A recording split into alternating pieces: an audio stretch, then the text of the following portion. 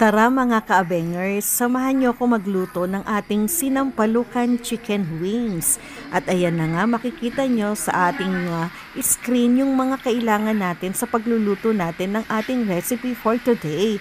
At syempre, kailangan natin yung ating kawali ito ay dapat natin munang painit yung ating mantika, 'di ba? And then pagka mainit na yung ating mantika, ilagay na po muna natin yung ating luya.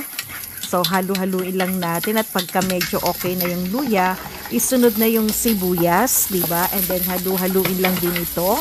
At pag okay na, isunod na rin natin syempre yung bawang. So, hayaan lang nating maluto yung tatlong yan, di ba? And then, magdagdag na rin tayo ng ating siling green para naman sa gayon ay talagang may konting anghang yung ating niluluto. And then, halo-halo. Pag okay na, isunod na yung ating chicken wings, di ba? Halu-haluin lang nating mabuti ito. And then, pagkatapos nga yan, anuhan na natin, timplahan na natin ng patis. Or pwede rin ng asin kung kayo ay okay sa asin, di ba? Pero ako nilagay ko yung patis.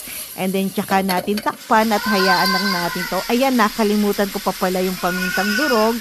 At then, of course, meron pa pala akong nakalimutan, di ba?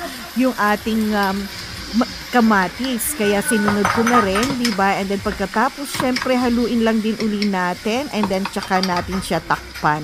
Hayaan lang natin siyang kumulo ng kumulo, di ba? And then pagka ito ay medyo okay na, i-double check din natin, di ba? Nang sa gayon hindi siya manikit.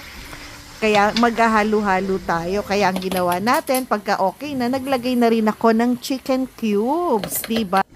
So, takpan uli natin, di ba? And then, of course, ayan, okay na yung ating chicken cubes. Halu-haluin lang natin. At isunod na nga natin yung ating frozen na usbong ng sampalok na mabibili yan sa mga Chinese store. Kasi madalang ka makakahanap ng talagang sariwa, di ba? Or dahon mismo ng ating usbong ng sampalok. Kaya ayan. So, hayaan lang natin itong matunaw, diba? And then, takpan natin, pakuluan lang natin ng and then, ayan na nga, okay na siya. So, halu-haluin uli natin, diba? Yung ating chicken wings. And then, pagkatapos nga yan, diba? Magdagdag na tayo ng ating sabaw. So, tansya lang din natin yung paglagay natin ng sabaw. Depende sa inyo. Ako medyo gusto ko ay may maraming sabaw. And then, syempre, hayaan uli natin siyang makulo.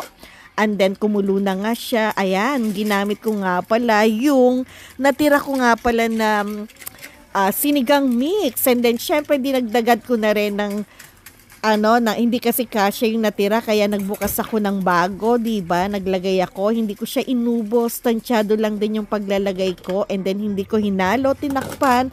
Pagkakulo, syempre, nilagay ko na rin yung ating okra. Hayaan lang natin na kumulo yung okra kasama ng manok, diba? Takpan uli natin.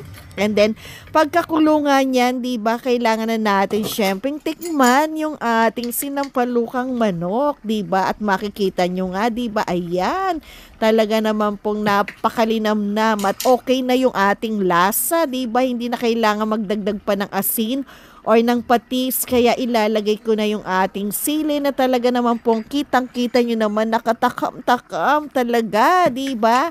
Yung ating sinampalukang manok na tara, kain na po tayo mga ka-abengers ko.